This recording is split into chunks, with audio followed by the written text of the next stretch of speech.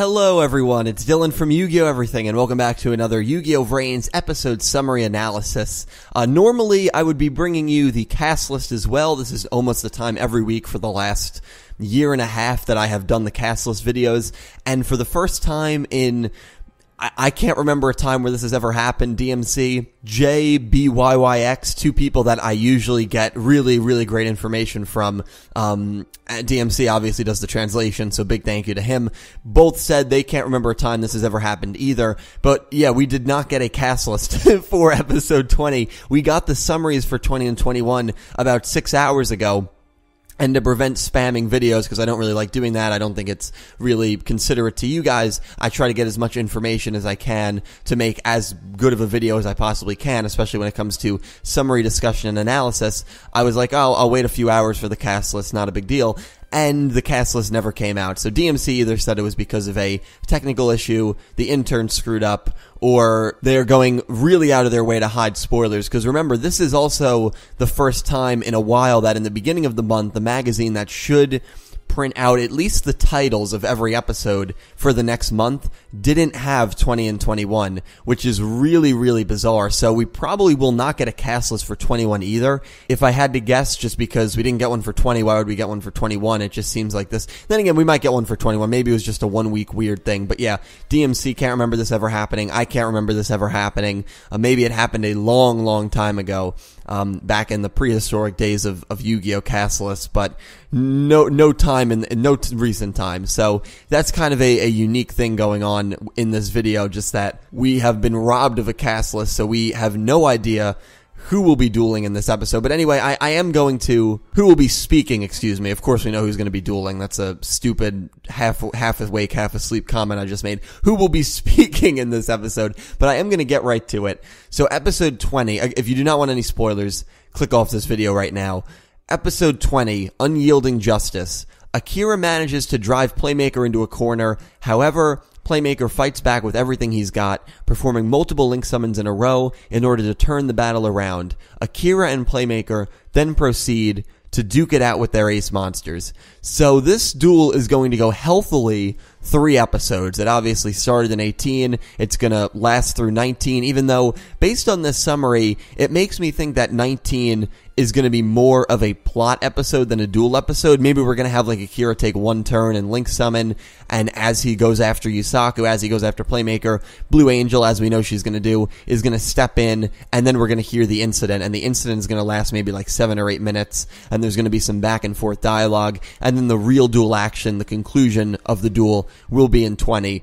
Who knows, but it's going to be a long duel. And then 21, I love the name of this episode, A New Battle Begins, because we've all been saying once they find out what that incident was, a new enemy is going to be revealed. And I would like to think that this is not a reference to the Knights of Hanoi, because Yusaku and Playmaker have kind of been battling the Knights of Hanoi. So to me, this is definitely the uppers at Soltech. This is definitely the chess pieces at Soltech who are going to be the new enemies, at least if I had to guess.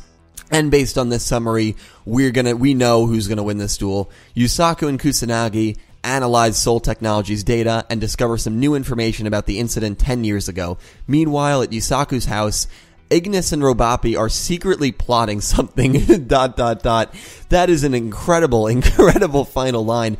But before I really get into that, and I hope that line's not really a joke line, I really hope that that's actually a line that is going to happen in this episode. Going into this duel, and even at this point before these summaries came out, I personally was kind of 50-50 about who was going to win this duel.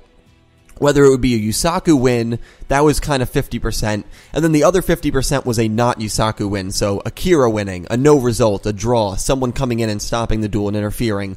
But after this 21 summary, I am 95% sure that Playmaker is going to defeat Akira. He's going to, because he's analyzing Soul Technologies' data, which he's going to obtain if he wins, and he's not losing Ignis, which he would lose if he lost. So I think it's even more so concrete that it will not be a no result or a draw. I think Playmaker is going to straight up win this duel against Akira. And so for the first 20 episodes, Playmaker, just like you say, is without a loss. I don't really have too much of an issue with it. It's another Playmaker win. I'm not going to be too critical of it because the next duel he's in, he could very well lose. I'm going to make this statement. Playmaker Yusaku is going to lose at least 2 duels throughout Yu-Gi-Oh! VRains. He's going to lose at least twice. And if those duels come in like episode 50 and episode 80, so be it. Judai only lost 3 times, and I thought that was a pretty healthy amount for a protagonist to lose. If Yusaku loses 2 or 3 times, I think that's a fine amount. And just because he has not lost yet does not mean he's going to go undefeated the whole series, even though, yes, we are used to if Yu-Gi-Oh! Protagonists lose, especially with Yuma, and I'm just bringing Yuma up because that was Yoshida's last protagonist. Yuma lost a lot in the second half of Zexal. Or the first half of Zexal, excuse me. I don't think he lost once during the second half of Zexal. So I'm not going to really be too critical about this result. Personally, I would have liked to see Akira win. I think that it would have made sense for Akira to win if Playmaker understood the incident, and if he gained what the incident was, then obviously he could go on and lose and it wouldn't really matter, and he could, say, I let my revenge get the better of me. It's never good to be controlled by anger and revenge. That's why I lost to you. Something along those lines. It could even be good for his character development, but they're kind of throwing another curveball in here. Because based on that 21 summary, we are not going to get the full understanding of this incident in episode 19, which is really exciting because we know we're going to get a lot about the incident in 19, but we are also going to kind of more gradually gain information and bits and pieces about this incident. Maybe not so much in 2020, just based on that summary, seems like it is really going to be a pure dueling episode. 21 discover some new information about the incident 10 years ago. So there still is going to be information to be discovered that needs to be known, and because of that, it makes a little more sense for Playmaker to win, because it's not like he's winning to win. He is winning to acquire this data, and in turn, he is gaining more knowledge about the incident 10 years ago. So because of that little line, it makes my theory on winning this duel doesn't really mean anything for him kind of obscure, kind of mute. I guess he does have a reason to win, and I guess it makes a little more sense than he wins to just win in this duel. He's gaining something else, and it looks like 21 will be a plot episode after this heavy duel. This duel is going to be 3 parts, meaning every standing duel was 3 parts. The Revolver Yusaku, and I believe it was either 3.5 or 4. I actually forget because they had that speed duel in there as well. I know it ended midway through 12. I can't remember if it started I think it started midway through 9, so I think that duel was about 3 episodes as well. So it looks like every master duel, every standing duel is going to be kind of a longer 3-4 part duel, which I'm not sure how I feel about, and of course you guys let me know what you think about that, and you guys let me know all your thoughts down below, and let me know if you think I'm wrong about this result. Let me know if you actually think Akira still has a chance to win, if a no result is still possible from outside interference. Of course, I really wanted that 20 cast list because I wanted to see if any of the Knights were watching. I wanted to see if Revolver was watching. I wanted to see if the Soul Tech uppers were watching and would be speaking. But the fact that we don't have that cast list makes things a little more exciting because we really only have, how many sentences? 3 sentences on that episode, and they're very basic sentences. How many times have we heard the phrase drive Playmaker into a corner? And, they duke it out with they're very basic sentences, and that obviously is not going to tell the full story of 20, so the fact we don't have the cast list for that makes it a little more interesting. But let me talk about the final part, the part that you've probably all wanted me to speak about of these summaries. Meanwhile, at Yusaku's house, Ignis and Robapi are secretly plotting something, ...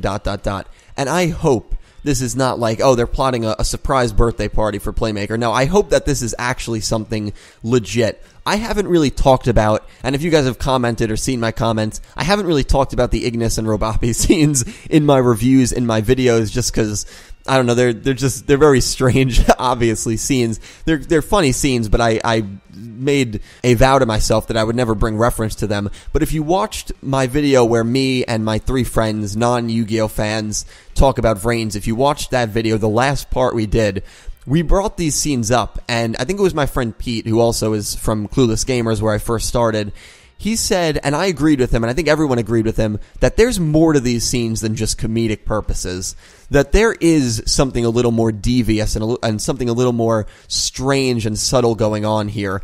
And I just hope, as the show has gone on, I really do hope that Ignis turns out to be a bit of a villain. I really do hope that Ignis turns out to be a bit of a bad guy, because I think that would be an interesting take. He's such a quirky character, unless he's putting on a front, and he's actually a genius, which you'd imagine he's a genius if he's this, super robot, even though when we saw him in the very beginning of episode 1, he seemed very similar to the personality he has now, and that was before he lost his memories. So because of that, I'm not quite sure if continuity would be a doll here and tell us that, oh yeah, he is some evil mastermind. I don't think he really, in terms of being a mastermind, but I just feel like he is trying to lead a robot revolution, and he is maybe and that's what he'll remember maybe when he gets his memories back, that he is trying to get all of these robots to take over the human world, and he's trying to get artificial intelligence to take over the human world. And I hope that whatever does happen based on that final line,